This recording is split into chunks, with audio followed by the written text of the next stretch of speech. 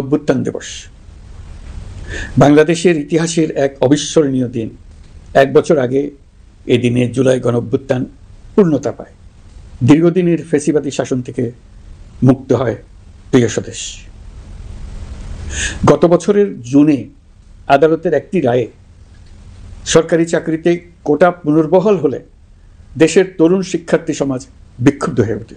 তাদের এই ক্ষোভ দাবানলে পরিণত হয় স্বৈরাচারের তুচ্ছতাচ্ছিল্যে, দমন পীড়নে, নির্বিচারে গুলিবর্ষণ, নির্মম হত্যাযজ্ঞের কারণে। স্বৈরাচারী শাসকের নির্দেশে পরিচালিত হত্যাযজ্ঞের সামনে নির্ভীক চিত্তে দাঁড়িয়েছিল এদেশের ছাত্র, শ্রমিক, জনতা। তাদের সম্মুখভাগে ছিলেন আমাদের অদম্য নারীরা। দেশকে স্বৈরাচার মুক্ত করতে অকাতরে জীবন উৎসর্গ করেছেন তাঁরা। আজকের দিনে আমি জাতির সূর্য সন্তান জুলাই শহীদদের গভীর শ্রদ্ধার সঙ্গে স্মরণ করছি। জুলাইয়ে যারা আহত হয়েছেন, চিরতরে পঙ্গু হয়েছেন, দৃষ্টি হারিয়েছেন, জাতির পক্ষ থেকে আমি তাদের প্রতি শ্রদ্ধা ও কৃতজ্ঞতা জানাচ্ছি। প্রিয় দেশবাসী, গত 1 বছরে আমরা অনেক সংকট ও সম্ভাবনার মধ্য দিয়ে পার করেছি। অনেক ঘটনা, দুর্ঘটনা আমাদের গভীরভাবে বেদনাহত করেছে। সর্বশেষ মাইলস্টোন কলেজে বিমান বিধ্বস্ত হয়ে ঝরে গেছে আমাদের কোমলমতি শিশুসহ বেশ কিছু মানুষের প্রাণ। আগুনে পুড়ে আহত হয়েছেন অনেকেই। এই ঘটনা আমাদের সবাইকে শোকস্তব্ধ করে দিয়েছে। এই দুর্ঘটনায় নিহতদের আত্মার শান্তি কামনা করছি। যারা এখনো হাসপাতালে চিকিৎসাধীন তাদের দ্রুত আরোগ্য কামনা করছি। এই ভয়াবহ দুর্ঘটনার পর সিঙ্গাপুর, চীন, ভারত সহ কয়েকটি দেশের যে সকল চিকিৎসক এবং নার্স আহতদের সেবায় অক্লান্ত পরিশ্রম করেছেন তাদের প্রতি কৃতজ্ঞতা জানাচ্ছি। যারা রক্ত দিয়ে আহতদের পাশে দাঁড়িয়েছেন কৃতজ্ঞতা জানাচ্ছি তাদের প্রতিও। প্রিয় দেশবাসী, জুলাই অভ্যুত্থানের পর আমরা অনেক দূর পথ অতিক্রম করে এসেছি। আমাদের জাতীয় জীবনে শান্তি শৃঙ্খলা ফিরে এসছে, অর্থনীতিতে গতিশীলতা এসছে, সংকট দূর হয়েছে।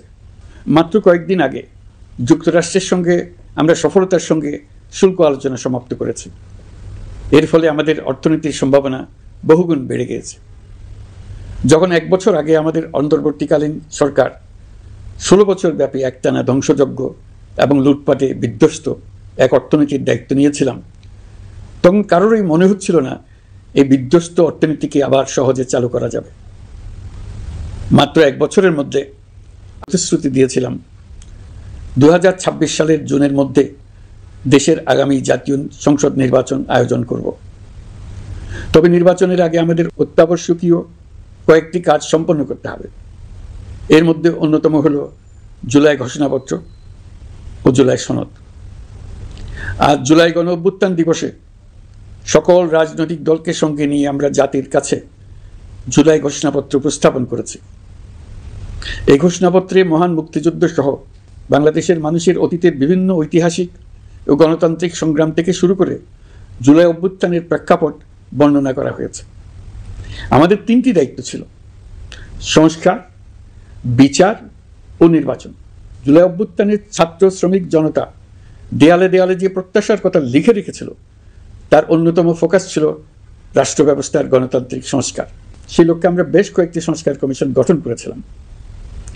তাদের মধ্যে প্রধান প্রধান সংস্কার কমিশনগুলো যে সুপারিশ পেশ করেছে সেগুলোর মধ্যে স্বল্প সময়ের মধ্যে আশু বাস্তবায়নযোগ্য বহু সংস্কার আমরা ইতিমধ্যে সম্পন্ন করেছি। এই সংস্কারগুলোর মাধ্যমে অর্থনৈতিক খাত, বিচার ব্যবস্থা ও জনপ্রশাসনে গতিশীলতা আসবে। স্বচ্ছতা ও জবাবদিহিতা বহুলাংশে বৃদ্ধি পাবে। দুর্নীতি, অনিয়ম ও হয়রানি হ্রাস পাবে। দীর্ঘমেয়াদী সংস্কার কাজ বাস্তবায়নের লক্ষ্যে আমরা জাতীয় ঐকমত্য কমিশন গঠন করেছিলাম। এই কমিশনে 30টিরও অধিক রাজনৈতিক দল ও জোট স্বতঃস্ফূর্তভাবে অংশগ্রহণ করেছে, তাদের মতামত দিয়েছে।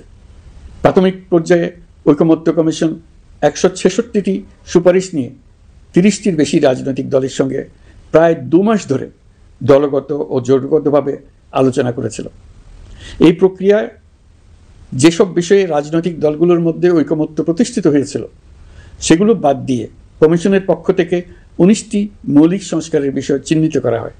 দ্বিতীয় পর্যায়ে 23 দিন ধরে আলোচনা শেষে 19টি বিষয়ের বেশিরভাগ ক্ষেত্রেই ঐকমত্য প্রতিষ্ঠা করা সম্ভব হয়েছে, যদিও কয়েকটি ক্ষেত্রে কিছু কিছু রাজনৈতিক দলের নোট অফ ডিসেন্ট রয়েছে।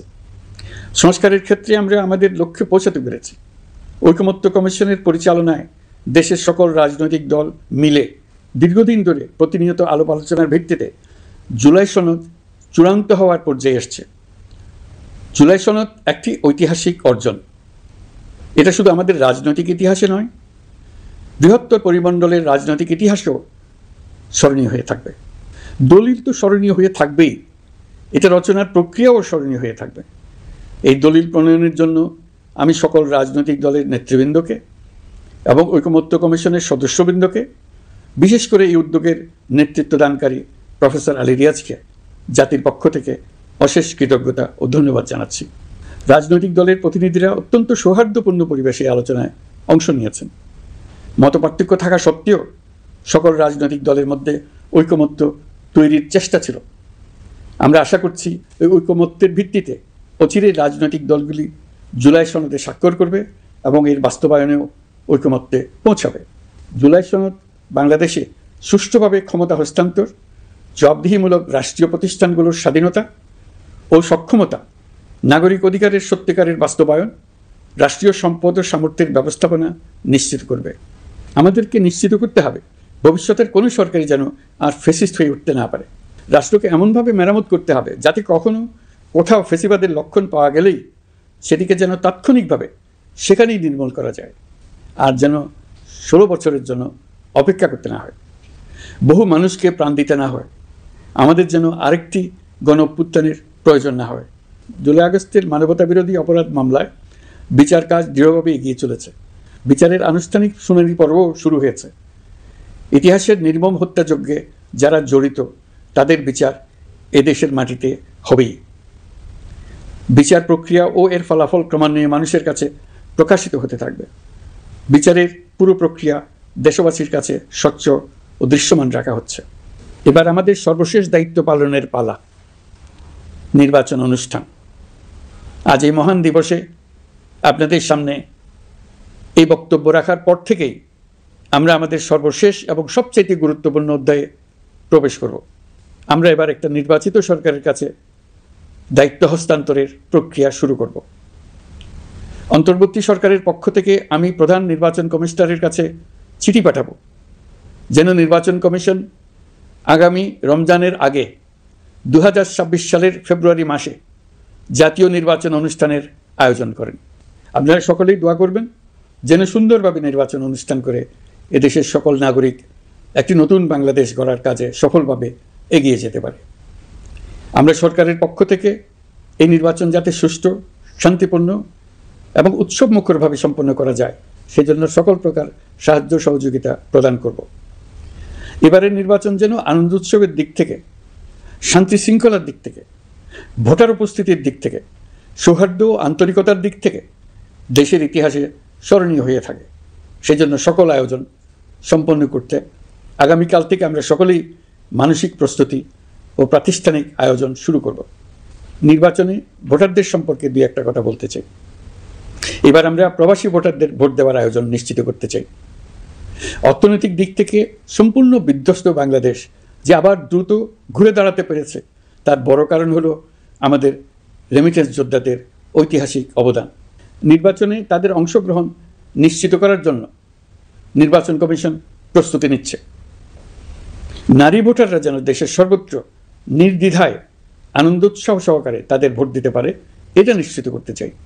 এবার যেন কেন্দ্রে কেন্দ্রে নারী ভোটারদের ঢল নামে, আমরা সেই লক্ষ্যে সমস্ত ব্যবস্থা গ্রহণ করব।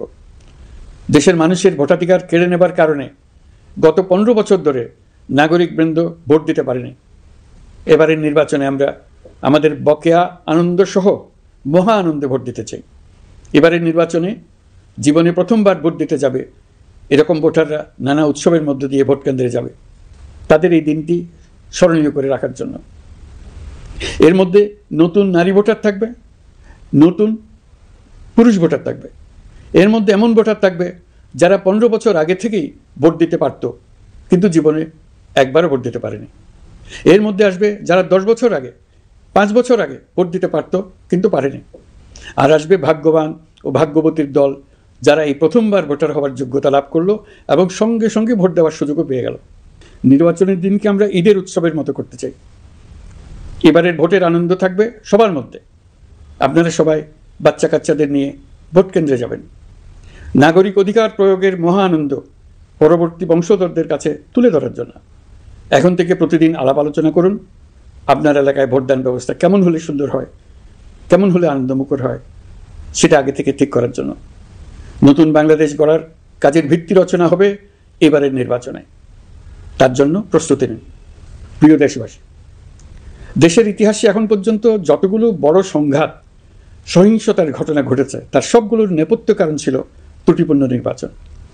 ত্রুটিপূর্ণ নির্বাচনের মধ্য দিয়ে কোনো দল যদি গায়ের জোরে নির্বাচিত হয়ে ক্ষমতায় আসে, তার চূড়ান্ত পরিণতি কী তার জুলাই অভ্যুত্থান আমাদের দেখিয়ে দিয়েছে। আমরা ইতিহাসের কলঙ্কিত কোনো অধ্যায়ের পুনরাবৃত্তি আর করতে চাই না। আপনারা প্রত্যেকেই অবগত আছেন, একটা গোষ্ঠী নির্বাচনকে বাধাগ্রস্ত করার জন্য উন্মুখ হয়ে আছে। তারা দেশের গণতান্ত্রিক অগ্রযাত্রাকে ব্যাহত করতে দেশের বাইরে বসে ভেতরে থেকে নানা অপচেষ্টায় লিপ্ত রয়েছে। আমাদেরকে অবশ্যই খেয়াল রাখতে হবে তারা যেন নির্বাচনকে সংঘাতময় করে তোলার কোনো রকমের সুযোগ না পায়। মাথায় রাখবেন, পরাজিত শক্তি নির্বাচনের আগ পর্যন্ত বারবার মাথাচাড়া দিয়ে ওঠার চেষ্টা করবে, কিন্তু একটি অবাধ, সুষ্ঠু ও নিরপেক্ষ নির্বাচন সফলভাবে আয়োজন করা গেলে অপশক্তির পরাজয় চূড়ান্ত হবে। নির্বাচন সংক্রান্ত বিষয়ে প্রতিনিয়ত পরামর্শ নেওয়ার জন্য আমরা প্রযুক্তির সাহায্য নেব। এই জন্য একটি অ্যাপ তৈরির উদ্যোগ নিচ্ছি। দ্রুত এই অ্যাপটি চালু হবে। আপনারা আপনাদের সকল পরামর্শ, সকল মতামত, সকল আশঙ্কা এবং উদ্যোগের কথা এই অ্যাপের মাধ্যমে আমাদেরকে জানাবেন। আমরা তা যথাযথ কর্তৃপক্ষকে জানিয়ে দেব, সমস্যা সমাধানের জন্য ব্যবস্থা নেব। রাজনৈতিক দলগুলোর প্রতি আমার আহ্বান থাকবে, আপনাদের নির্বাচনী ইশতেহারে, আপনাদের প্রতিশ্রুতি, প্রতিজ্ঞা, পরিকল্পনায় কোনো কিছুতেই যেন তরুণরা বাদ না পড়ে, নারীরা বাদ না পড়ে। মনে রাখবেন, যে তরুণ তরুণীরা বাংলাদেশকে বদলে দিয়েছে তারা বিশ্বকেও বদলে দেওয়ার ক্ষমতা রাখে।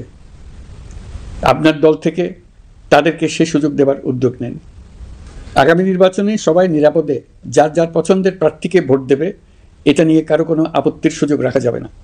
আমরা সবাই সবার পছন্দের প্রতি সম্মান দেখাবো, এটাই হোক আমাদের প্রতিজ্ঞা। প্রিয় দেশবাসী, আপনারা জানেন সরকার দায়িত্ব গ্রহণের পরপরই দেশের দক্ষিণ ও উত্তরাঞ্চলে যে ভয়াবহ বন্যা পরিস্থিতি তৈরি হয়েছিল তা ফসল উৎপাদনে ব্যাপক ক্ষতি সাধন করেছে। এর ফলে নিত্য প্রয়োজনীয় পণ্যের মূল্যবৃদ্ধির আশঙ্কা হয়েছিল। তবে সংশ্লিষ্ট প্রতিষ্ঠান ও কর্তৃপক্ষের যথাযথ পদক্ষেপ, নজরদারি ও মধ্যস্বত্বভোগীদের দৌরাত্ম্য কমানোর ফলে এটি এড়ানো গেছে। বিশেষ করে এবছরের পবিত্র মাহে রমজান মাস থেকে শুরু করে এখন পর্যন্ত বাজার পরিস্থিতি স্থিতিশীল রয়েছে। মূল্যস্ফীতির নিয়ন্ত্রণ ছিল আমাদের জন্য সবচেয়ে বড় চ্যালেঞ্জ। ভঙ্গুর অর্থনীতি ও বন্যার কারণে খাদ্য মূল্যস্ফীতি হয়েছিল প্রায় 14%। এখন সেটা অর্ধেকে নেমে এসছে। আমরা আশা করছি ডিসেম্বরের মধ্যে এটা 6% নেমে আসবে। এই জুন মাসে দেশের সার্বিক মূল্যস্ফীতি কমে 8.48% হয়েছে, যা বিগত 35 মাসের মধ্যে সর্বনিম্ন। এই নিয়ে 4 মাস ধরে সার্বিক মূল্যস্ফীতি ক্রমান্বয়ে কমেছে। বর্তমান অন্তর্বর্তীকালীন সরকারের প্রতি প্রবাসীদের অসীম আস্থার ফলে মুদ্রাবাজারেও স্থিতিশীলতা ফিরে এসছে। গত অর্থ বছরে ব্যাংকিং চ্যানেলে রেকর্ড $3033 কোটি প্রবাসী আয় দেশে এসছে। রপ্তানি আয়ে প্রায় 9% প্রবৃদ্ধি হয়েছে। এর ফলে টাকা শক্তিশালী হয়েছে। অনেক বছর পর ডলারের বিপরীতে টাকার মান বাড়ছে। গত 11 মাসে বৈদেশিক পাওনাদারদের পাওনা সুদ ও আসল বাবদ $4 বিলিয়ন অর্থাৎ $400 কোটি অর্থ পরিশোধ করা হয়েছে, যা এ যাবৎকালের সর্বোচ্চ। আগের বকেয়া আদায় পরিশোধের পরও বৈদেশিক মুদ্রার রিজার্ভ বাড়ছে। আগামীতে এই ধারা বজায় থাকবে বলে আমরা আশা করি। বিদেশি বিনিয়োগ বৃদ্ধিতে বিভিন্ন উদ্যোগ নেওয়ার ফলে এবছরের প্রথম 3 মাসে বিদেশি বিনিয়োগ এসছে $10,500 কোটি। গত বছরের একই সময়ের তুলনায় এটা দ্বিগুণেরও বেশি। আর অক্টোবর থেকে হিসাব করলে 6 মাসে ফরেন ডাইরেক্ট ইনভেস্টমেন্ট এসছে $16,500 কোটি, যা গত সরকারের আমলের শেষ 6 মাসের তুলনায় দ্বিগুণ। কর্মসংস্থান সৃষ্টি অন্তর্বর্তীকালীন সরকারের অন্যতম বড় লক্ষ্য। সম্প্রতি হংকং ভিত্তিক শিল্পগোষ্ঠী হান্ডা বাংলাদেশের বস্ত্র ও তৈরি পোশাক খাতে $250 মিলিয়ন বিনিয়োগের প্রতিশ্রুতি নিয়ে এসছে, যা এই খাতে চীনা কোনো কোম্পানির একক সর্বোচ্চ বিনিয়োগ। তাদের এই বিনিয়োগের ফলে 25,000 লোকের কর্মসংস্থান হবে। আমরা দৃঢ়ভাবে বিশ্বাস করি হান্ডার এই বিনিয়োগ আরও চীনা কোম্পানিকে এই দেশে বিনিয়োগের জন্য উৎসাহিত করবে। এর মাধ্যমে আমাদের তরুণ তরুণীদের কর্মসংস্থানের পথ খুলবে। গত 16 বছরে দেশ থেকে যে বিপুল পরিমাণ অর্থ পাচার হয়ে গিয়েছে, আমরা সেটা ফিরিয়ে আনার উদ্যোগ নিয়েছি। এই দীর্ঘ আইনি প্রক্রিয়ার জন্য সরকার নামকরা বিদেশি আইনি প্রতিষ্ঠানকে নিয়োগ দিয়েছে। যথাযথ আইনি পদক্ষেপের ফলে বিশ্বের বিভিন্ন দেশে ফেসিবাদী দুর্বৃত্তরা যে অর্থ সম্পদের পাহাড় গড়েছে তার কিছু কিছু ইতিমধ্যে জব্দ হয়েছে। এই কার্যক্রম সঠিকভাবে চালিয়ে যেতে পারলে অল্প সময়ের মধ্যে আরও কিছু ইতিবাচক ফলাফল পাওয়া যাবে বলে আমি বিশ্বাস করি। দেশের ভেঙে পড়া অর্থনীতিকে মজবুত করতে হলে আমাদের চিন্তায় মৌলিক পরিবর্তন আনতে হবে। আমি বরাবরই বলে এসেছি, এদেশের নদী ও বিশাল সমুদ্র আমাদের মূল্যবান সম্পদ। আমরা এই সম্পদকে কাজে লাগিয়ে সমান্তরালভাবে পানিভিত্তিক অর্থনীতি গড়ে তুলতে চাই। আমরা প্রায় ভুলে যাই যে বঙ্গোপসাগরের একটা অংশও আমাদের দেশ। এর পরিমাণ আমাদের মোট জমির পরিমাণের চাইতে বেশি। আমরা প্রায় সবসময় জমিভিত্তিক আমাদের অর্ধেক দেশ নিয়ে মাথা ঘামাই, বাকি পানিভিত্তিক অর্ধেক দেশকে হিসাবেই ধরি না, কারণ আমরা ওই অংশে বসবাস করি না। আমরা তো হাওর বাওরেও বসবাস করি না, তাই বলে তো তাকে হিসাবের বাইরে রাখেন। এখন থেকে আমাদের অংশের বঙ্গোপসাগরকে আমরা আমাদের দেশের মূল্যবান অংশ, এই কথা সবসময় মাথায় রেখে অগ্রসর হব। এই অংশের পানির উপর দিয়ে দেশ বিদেশের সঙ্গে আমরা বাণিজ্য করব, তার মাধ্যমে আমরা পুরো পৃথিবীকে আমাদের প্রতিবেশী বানাবো। এই পানির মধ্যে আছে অফুরন্ত সম্পদ, মৎস্য সম্পদ, যা প্রতি বছর ফসল দেয়। এই পানির নিচে আছে অফুরন্ত গ্যাস। এর সব কিছুকে নিয়েই প্রতিনিয়ত আমাদের চিন্তাভাবনাকে চালিত করতে হবে। বর্তমান সরকার চট্টগ্রাম বন্দর ব্যবস্থাপনাকে নতুন করে সাজানোর উদ্যোগ নিয়েছে। সরকার সম্প্রতি বাংলাদেশ নৌবাহিনী পরিচালিত ড্রাই ডক লিমিটেডকে নিউ মুরিং টার্মিনাল কন্টেনার হ্যান্ডলিংয়ের দায়িত্ব দিয়েছে। তারা কাজ শুরু করা মাত্রই কিছু ইতিবাচক পরিবর্তন এসছে। প্রথম 2 সপ্তাহে দেখা গেছে আগের তুলনায় প্রতিদিন গড়ে 225টি বেশি কন্টেইনার হ্যান্ডলিং হচ্ছে। এই বন্দরকে আধুনিকভাবে গড়ে তোলা গেলে তা শুধু বাংলাদেশের অর্থনীতিতেই ভূমিকা রাখবে না, নেপাল, ভুটান সহ পার্শ্ববর্তী অঞ্চলের অর্থনীতিতে ইতিবাচক ভূমিকা রাখতে সক্ষম হবে। বিনিময়ে তারাও উপকৃত হবে, আমরাও উপকৃত হব। আমাদের উপকূল অঞ্চল অফুরন্ত সম্ভাবনার আধার। কুমিরা থেকে টেকনাফ পর্যন্ত নানা বন্দরের কর্মচাঞ্চল্যে সমগ্র উপকূল অঞ্চলকে দক্ষিণ এশিয়ার একটি গুরুত্বপূর্ণ অর্থনৈতিক প্রাণকেন্দ্র হিসেবে প্রতিষ্ঠা করবে। এই পুরো অঞ্চলে অনেকগুলো শিল্পাঞ্চল গড়ে উঠবে শুধু সমুদ্রের সান্নিধ্য এবং তার ব্যবহারের দক্ষতার কারণে। সমুদ্র উপকূলীয় অঞ্চলের সম্পদ ও পরিবেশের টেকসই ব্যবহার নিশ্চিত করতে আমাদের বন্ধু দেশগুলোর সঙ্গে আলোচনা শুরু করেছি। তারা উৎসাহ সহকারে সাড়া দিয়েছেন। গভীর সমুদ্রকে আমরা এখনও আমাদের কল্যাণে কাজে লাগাতে পারিনি। একে কেন্দ্র করে আমরা মাছ পালন, আহরণ ও প্রক্রিয়াজাতকরণের শিল্প গড়ে তুলতে কাজ শুরু করেছি। এতে করে লক্ষ লক্ষ মানুষের কর্মসংস্থান হবে, আমাদের অর্থনীতি নতুন শক্তিতে বলীয়ান হবে। প্রিয় দেশবাসী, প্রবাসী বাংলাদেশিদের জন্য ভিসা সংক্রান্ত জটিলতা দূর করতে আমরা গভীরভাবে কাজ করে যাচ্ছি। বাংলাদেশি নাগরিকদের জন্য আরব আমিরাত পুনরায় ভিসা চালু করেছে। মালয়েশিয়া কর্তৃপক্ষ বাংলাদেশি কর্মীদের জন্য প্রথমবারের মতো মাল্টিপল এন্ট্রি ভিসা চালু করেছে। অন্যান্য দেশের সঙ্গেও ভিসা জটিলতা কীভাবে কমিয়ে আনা যায় এ নিয়ে আমরা কাজ করে যাচ্ছি। আগামী 5 বছরে জাপানে অন্তত 1 লক্ষ বাংলাদেশি তরুণদের পাঠানোর প্রস্তুতি শুরু করেছে। তরুণদের সেখানে পাঠানোর জন্য বিশেষ প্রশিক্ষণ, অন্যান্য ব্যবস্থাও আমরা নিতে শুরু করেছি। এর পাশাপাশি আমরা ইতালি, দক্ষিণ কোরিয়া, সার্বিয়া সহ বিভিন্ন দেশে দক্ষ কর্মীদের পাঠানোর উদ্যোগ নিয়েছি। সৌদি আরব, জর্ডান, ওমান সহ বিভিন্ন দেশে নথিপত্রের কারণে যে প্রবাসীরা ইরেগুলার হয়ে গিয়েছিলেন তাদেরকে রেগুলারাইজ করার জন্য ব্যবস্থা নিয়েছে। আমরা বিভিন্ন দেশের সঙ্গে বিদ্যমান চুক্তিগুলোকে পর্যালোচনা করে দেখছি যাতে আমাদের প্রবাসী ভাই বোনদের জন্য সেগুলো স্বস্তিদায়ক হয়। দেশে এবং দেশের বাইরে বাংলাদেশের নাগরিকরা যে যেখানে অবস্থান করছে তারা যাতে সব ধরনের নাগরিক সুবিধা পান, আমরা সেই বিষয়ে উদ্যোগ নিয়েছি। চলতি বছর আমাদের নানা উদ্যোগের ফলে প্রায় 87,000 বাংলাদেশি সুষ্ঠুভাবে হজ পালন করতে পেরেছেন। হজের ব্যয়ও অন্যান্য বছরের তুলনায় আমরা কমিয়ে আনতে পেরেছি। হাজিরা যাতে নির্বিঘ্নে হজ সম্পন্ন করতে পারে সেজন্য লাব্বায়েক নামে অ্যাপ চালু করেছে, যার মাধ্যমে ঘরে বসেই হাজিদের আত্মীয় স্বজন, পরিবার পরিজন তাদের অবস্থান প্রতি মুহূর্তে জানতে পেরেছেন। এই বছর দক্ষিণ এশিয়ার অন্যান্য দেশগুলোতেও আমাদের হজ ব্যবস্থাপনা প্রশংসিত হয়েছে। আগামী বছরের হজ ব্যবস্থাপনা যেন আরও নির্বিঘ্নে সম্পন্ন করা যায় সেজন্য মন্ত্রণালয় এখন থেকেই প্রস্তুতি নিতে শুরু করেছে। প্রিয় দেশবাসী, জুলাই গণঅভ্যুত্থানে তরুণ শিক্ষার্থীদের পাশে ঢাল হয়ে দাঁড়িয়েছিলেন আমাদের বাবা মা ও শিক্ষকরা, আমাদের বাবা মায়েরা তাদের সন্তানকে বহু কষ্টে বড় করে বিশ্ববিদ্যালয়ে পাঠায়। লেখাপড়া শেষ করে অনেক ছাত্র অসুস্থ হয়ে বের হয়। এর কারণ আবাসিক হলের নোংরা পরিবেশ, খাবারের নিম্নমান, তার উপর দলীয় সন্ত্রাসীদের দমনপীড়ন। বিশ্ববিদ্যালয়ে পড়াশোনার পরিবর্তে প্রতিদিন শিক্ষার্থীদের জোর করে রাজনৈতিক দলের প্রোগ্রামে নিয়ে যাওয়া হতো। প্রশাসন ও শিক্ষকরা সবই জানতেন, অথচ কেউ এটি থামাতে পারেননি, চেষ্টাও করেননি। কারণ শিক্ষকদের একটি বড় অংশ প্রমোশনের জন্য, সুবিধার জন্য দলীয় রাজনীতিতে জড়িত ছিলেন, নিপীড়কের ভূমিকায় ছিলেন। প্রতিটি বিশ্ববিদ্যালয়ের আবাসিক হলগুলোতে দলীয় সন্ত্রাসীদের নিয়ন্ত্রণ আর অমানসিক নির্যাতন চলত। সেখানে গড়ে তোলা হয়েছিল টর্চার সেল। অন্তর্বর্তী সরকার প্রতিশ্রুতিবদ্ধ যে আমরা আর কখনো শিক্ষা প্রতিষ্ঠানগুলোকে এমন কোনো রাজনীতি দ্বারা কলুষিত হতে দেব না যা পড়াশোনার পরিবেশ নষ্ট করে, তরুণদের জীবন ধ্বংস করে। বাবা মায়েদের যেন সন্তানকে বিশ্ববিদ্যালয়ে পড়তে পাঠিয়ে আর কখনো শঙ্কায় থাকতে না হয়। বর্তমান সরকার দায়িত্ব গ্রহণের পরপরই শিক্ষা ব্যবস্থার উন্নতির জন্য ধারাবাহিকভাবে পরামর্শ কমিটির সঙ্গে বৈঠক করেছে, বিভিন্ন উদ্যোগ হাতে নিয়েছে। বিদ্যালয়গুলোতে শিক্ষার মান কীভাবে বাড়ানো যায় সে বিষয়ে বিভিন্ন উদ্যোগ নেওয়া হচ্ছে।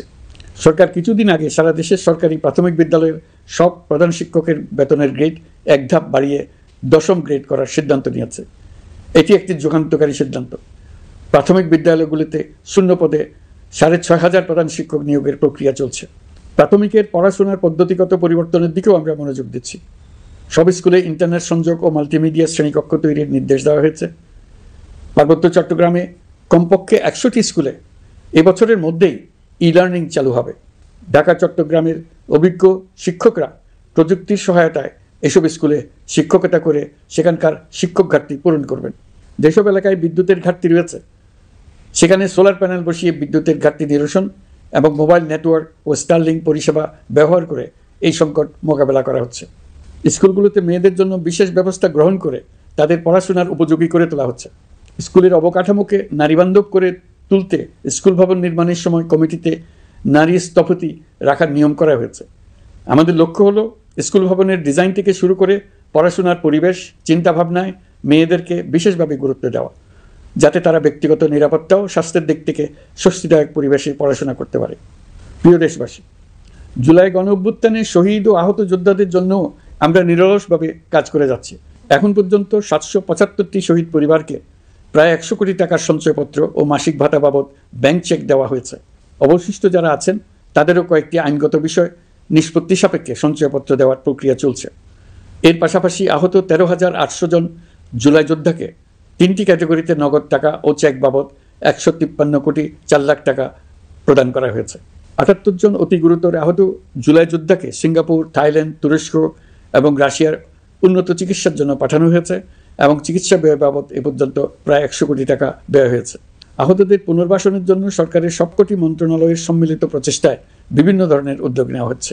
ফ্যাসিবাদী সরকারের আমলে দেশের শহরে বন্দরে হাজারো প্রতিষ্ঠান, সড়ক, সেতু, সেনানিবাস, যুদ্ধজাহাজ, স্কুল, কলেজ, বিশ্ববিদ্যালয়ের নাম পরিবর্তন করে স্বৈরাচার তার নিজের এবং নিজের পরিবারের সদস্যদের নামে চালু করেছিল। আমরা সব নাম পরিবর্তন করে আগের নাম বা মানানসই নাম করে দিয়েছি। প্রিয় দেশবাসী, অন্তর্বর্তীকালীন সরকার এমন এক অবস্থায় দেশের দায়িত্বভার গ্রহণ করেছিল যখন প্রতিটি গণতান্ত্রিক প্রতিষ্ঠান, অফিস, আদালত বিধ্বস্ত অবস্থায় ছিল। আমাদের প্রথম এবং প্রাথমিক কাজ ছিল এই প্রতিষ্ঠানগুলোর সংস্কার এবং পুনর্নির্মাণে হাত দেওয়া, আইনশৃঙ্খলা বাহিনী পুনর্গঠন, অর্থনীতি পুনরুদ্ধার, আইন আদালত, নির্বাচন কমিশন সহ যাবতীয় গণতান্ত্রিক প্রতিষ্ঠানকে সচল করা এবং নাগরিকদের নিকট দায়বদ্ধ করে তোলা। রক্তাক্ত জুলাই ছিল স্বৈরাচারের বিরুদ্ধে তরুণদের পুঞ্জীবিত ক্ষোভের বহিঃপ্রকাশ। 16 বছর ধরে সরকারের স্বৈরাচারী আচরণের বিরোধিতা করে যতগুলো আন্দোলন হয়েছে প্রতিটিতেই দলীয় সন্ত্রাসীরা অস্ত্র হাতে আন্দোলনকারীদের আক্রমণ করেছে। প্রতিটি আন্দোলনকেই দমন করার জন্য দলীয় সন্ত্রাসীরা সর্বোচ্চ আঘাত করেছে, যেখানে আইনশৃঙ্খলা বাহিনীকেও অংশ নিতে নির্দেশ দেওয়া হয়েছে অথবা দাঁড়িয়ে দর্শকের ভূমিকায় থাকতে বলা হয়েছে। একটি স্বাধীন বিচার বিভাগের জন্য অন্তর্বর্তী সরকার সংস্কার কাজ হাতে নিয়েছে। বিচার বিভাগীয় সংস্কার কমিশনের প্রস্তাবনা অনুযায়ী সুপ্রিম কোর্ট বিচারক নিয়োগ সহ যে সকল কাজ এই সরকার স্বল্প সময়ের মধ্যে করে যেতে পারবে সে সকল কাজের অধিকাংশ ইতিমধ্যে সম্পন্ন করা হয়ে গেছে, বাকি কাজ চলমান রয়েছে। স্বৈরাচার আমলে দলীয় বাহিনীতে পরিণত হওয়া ভঙ্গুর আইনশৃঙ্খলা বাহিনীকে নতুন করে গড়ে তোলার জন্য আমরা সর্বোচ্চ ব্যবস্থা নিয়েছি। আইনশৃঙ্খলা বাহিনী দ্বারা কোনো মানবাধিকার লঙ্ঘন যাতে না ঘটে সেই জন্য পুলিশ সদর দপ্তরে একটি সেল কার্যকর করা হয়েছে, যেখানে মানবাধিকার সহ পুলিশ সদস্যদের মাধ্যমে সংগঠিত যে কোনো অপরাধের বিষয়ে অভিযোগ করা যায়। এই সমস্ত সেল অন্যান্য আইন প্রয়োগকারী সংস্থার প্রধান কার্যালয়েও স্থাপন করা হচ্ছে। আসামিদের জিজ্ঞাসাবাদ হবে স্বচ্ছ কাচের ঘরে। হাজতখানায় বন্দীদের মানবিক সেবা নিশ্চিত করা হবে। অভিযান পরিচালনার সময় পুলিশ যেন জিপিএস ট্র্যাকিং সিস্টেম ডিভাইস সহ বডি ক্যামেরা পরিধান করেন তা নিশ্চিত করা হবে। পুলিশ যেন আর কখনোই কোনো আন্দোলন দমনে প্রাণঘাতী অস্ত্র ব্যবহার করতে না পারে সেই ব্যবস্থা নেওয়া হয়েছে। বেআইনি সমাবেশে বল প্রয়োগের ক্ষেত্রে জাতিসংঘের স্বীকৃত 5টি ধাপ অনুযায়ী পুলিশ সদস্যদের প্রশিক্ষণ দেওয়া হচ্ছে। সব মিলিয়ে স্বরাষ্ট্র মন্ত্রণালয়ের পুলিশ সংস্কার কমিশনের প্রস্তাব অনুযায়ী 16টি সংস্কার কাজ সম্পন্ন হয়েছে। আরও 43টি সংস্কার কাজ সমাপ্ত হওয়ার পথে। দেওয়ানি আইন, নারী ও শিশু নির্যাতন দমন আইন সহ বিভিন্ন আইনগত সংস্কার সম্পন্ন হয়েছে। সম্প্রতি সরকার ফৌজদারি কার্যবিধি সংশোধন অধ্যাদেশ 2025 অনুমোদন করেছে।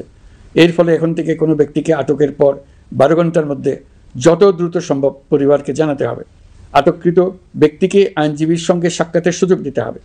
গ্রেপ্তারকৃত ব্যক্তি রিমান্ডের পর অসুস্থ বা আহত হলে তাকে ডাক্তার কর্তৃক পরীক্ষা করতে হবে এবং আঘাতের কারণ নিশ্চিত হতে হবে। তার প্রয়োজনীয় চিকিৎসা দিতে হবে। এক্ষেত্রে পুলিশের দায় থাকলে আইনি ব্যবস্থা নেওয়ার বিধান যুক্ত করা হয়েছে। এই আইনের ফলে গ্রেফতার ও আটক নিয়ে মানুষের হয়রানি অনেক কমে আসবে। পুলিশের জবাবদিহিতে বাড়বে এবং বিচারের কাজ দ্রুততর হবে। পুলিশ সংস্কার কমিশনের সুপারিশ ছিল কোনো ব্যক্তি থানায় জিডি করতে গেলে অবশ্যই তা গ্রহণ করতে হবে। জিডি গ্রহণ করা ছাড়া থানা থেকে কোনো ব্যক্তিকে ফিরিয়ে দেওয়া যাবে না। এই সুপারিশের ভিত্তিতে সরকার সিদ্ধান্ত নিয়েছে দেশের সব থানায় অনলাইনে জিডি করা যাবে। এখন থানায় জিডি না নেওয়ার আর কোনো অভিযোগ থাকবে না। গণতান্ত্রিক চর্চার অন্যতম প্রধান শর্ত গণমাধ্যমের স্বাধীনতা। অতীত ইতিহাসের দিকে তাকালে দেখা যায় মুক্ত সাংবাদিকতার ক্ষেত্রে প্রথম এবং সবচেয়ে বড় বাধা হিসেবে কাজ করেছে সরকার। অন্তর্বর্তী সরকার এইসব বাধা অপসারণে বিভিন্ন উদ্যোগ নিয়েছে। আমরা সমালোচনাকে উন্মুক্ত করে দিয়েছি। যে কেউ চাইলেই যে কোনো মাধ্যমে, সেটা মূলধারার গণমাধ্যম হোক কিংবা সামাজিক যোগাযোগ মাধ্যমেই হোক, সরকারের সমালোচনা করতে পারছেন। এমনকি রাষ্ট্রীয় গণমাধ্যমেও সরকারের সমালোচনা করা যাচ্ছে। নিকট অতীতে যা ছিল অকল্পনীয়। সাংবাদিকদের জবাবদিহিতা নিশ্চিত করার জন্য সরকার ইতিমধ্যে প্রেস কাউন্সিল পুনর্গঠন করেছে। আপনারা জানেন, সামাজিক যোগাযোগ মাধ্যমে প্রতিদিন বিপুল পরিমাণ গুজব ও অপতথ্য ছড়িয়ে পড়ছে। দেশকে অস্থিতিশীল করতে হাতিয়ারে পরিণত হয়েছে গুজব। অপতথ্য মোকাবেলা করার জন্য সাংবাদিকদের সক্ষমতা বাড়াতে বিভিন্ন ধরনের প্রশিক্ষণের ব্যবস্থা নেওয়া হচ্ছে। স্বৈরাচারী সরকার আমলে সাংবাদিকতার ক্ষেত্রে বড় বাধা ছিল ডিজিটাল নিরাপত্তা আইন, যা পরে সাইবার নিরাপত্তা আইন রূপে আবির্ভূত হয়েছিল। আমরা এই আইনটি বাতিল করেছি। এই আইনের অধীনে সাংবাদিকদের বিরুদ্ধে করা সব মামলা বাতিল করা হয়েছে। সংবাদ মাধ্যমের স্বাধীনতা নিশ্চিতকরণে এটি একটি বড় অগ্রগতি। নতুন যে আইন প্রণীত হয়েছে তাতে আগের আইনের নিবর্তনমূলক 9টি ধারা বাদ দেওয়া হয়েছে। আগের আইনের আওতায় করা 95% মামলায় এসব ধারায়। আমরা বিশ্বাস করি নতুন আইন প্রণয়নের পর সাংবাদিকদের আইনি হয়রানি বন্ধ হবে। গত বছর মানুষের প্রতিবাদকে স্তব্ধ করে দিতে ফ্যাসিবাদী সরকার ইন্টারনেট বন্ধ করে দিয়েছিল, যাতে গোপনে তারা দমন নিপীড়ন হত্যাকাণ্ড চালাতে পারে। অন্তর্বর্তী সরকার সাইবার সুরক্ষা আইন সংশোধন করে নতুন অধ্যাদেশে প্রথমবারের মতো ইন্টারনেটকে মৌলিক অধিকার হিসেবে অন্তর্ভুক্ত করেছে। সম্প্রতি আন্তর্জাতিক bandwidth real time internet traffic পরিবহনে 4 টেরাবাইট সেকেন্ডের মাইলফলক অতিক্রম করেছে বাংলাদেশ সাবমেরিন কেবলস পিএলসি। বাংলাদেশে ইন্টারনেট সেবার মান ভালো করতে সরকারের পক্ষ থেকে সর্বোচ্চ উদ্যোগ নেওয়া হয়েছে। প্রিয় দেশবাসী, আপনাদের আহ্বানে একটি ঐতিহাসিক সন্ধিক্ষণে আমরা দায়িত্বভার গ্রহণ করেছিলাম। জুলাই অভ্যুত্থানের সৃষ্ট নতুন বাংলাদেশের যে অভূতপূর্ব সম্ভাবনা জাগ্রত হয়েছে তাকে এগিয়ে নিতে আপনারা আমাদেরকে দায়িত্ব দিয়েছিলেন। গত 12 মাস ধরে আপনাদের সবাইকে সাথে নিয়ে জুলাইয়ের দাবি পূরণের চেষ্টা করে যাচ্ছি। আসুন আজ জুলাই গণ অভ্যুত্থান দিবসে প্রতিজ্ঞাবদ্ধ হই এই জাতিকে আমরা আর কখনো বিভক্ত হতে দেব না। আমরা সকল নাগরিকের প্রতি মর্যাদাশীল থাকব, তিনি যেই পরিচয়েরই হন না কেন। আমরা দৈনন্দিন জীবনে নানা ঘাত প্রতিঘাতে সাময়িকভাবে যদি পথভ্রষ্ট হয়েও পড়ি, প্রতি বছর জুলাই আমাদেরকে নতুন করে ঐক্যবদ্ধ হতে শক্তি যোগাবে। জুলাই তরুণদের উসিলায় জাতির আত্ম আবিষ্কারের মাস, ভুল ভ্রান্তি শুধরে নেবার মাস। গর্তে পড়ে যাওয়ার প্রবণতা থেকে নিজেদেরকে রক্ষা করার মাস। জুলাই গ্রামে গঞ্জে, সরকারি বেসরকারি স্কুল কলেজে, বিশ্ববিদ্যালয়ে, ফসলের মাঠে, ঘরে বাড়িতে কিশোর কিশোরী, তরুণ তরুণীদের কাছ থেকে তাদের আকাঙ্ক্ষাগুলো জেনে নেওয়ার মাস। নির্বাচন আসছে। যদি আপনি আপনার নির্বাচনী এলাকা থেকে দূরে বসবাস করেন, তবে এখন থেকে নিয়মিত নির্বাচনী এলাকা পরিদর্শন করুন, যাতে সেরা ব্যক্তিকে নির্বাচিত করতে আপনি প্রস্তুত হতে পারেন। যাদের তাজা রক্তের বিনিময়ে আমরা আমাদের এই অতি মূল্যবান অধিকার ফিরে পেলাম, ভোটটা দেওয়ার আগ মুহূর্তে যেন তাদের চেহারা আমাদের চোখে ভেসে ওঠে। ফেব্রুয়ারি বেশি দূরে নয়। নির্বাচন নিয়ে প্রস্তুতি নিতে নিতেই ভোটের দিন এসে পড়বে। বহু বছর আমরা কেউ ভোট দিতে পারিনি। এবার আমরা সবাই ভোট দেব, কেউ বাদ যাবে না। সবাই যেন বলতে পারি, নতুন বাংলাদেশ গড়ার পথে দেশকে রওনা করার জন্য আমি আমার ভোটটা দিয়েছিলাম। আমার ভোটেই দেশটা সে পথে রওনা হতে পেরেছিল। জুলাই গণ অভ্যুত্থান দিবসে সকল নাগরিকের কাছে আমার আহ্বান, আসুন নতুন বাংলাদেশ গড়ার প্রথম বড় পরীক্ষায় সফলভাবে উত্তীর্ণ হই। মহান আল্লাহ আমাদের সহায় হন। আল্লাহ হাফেজ।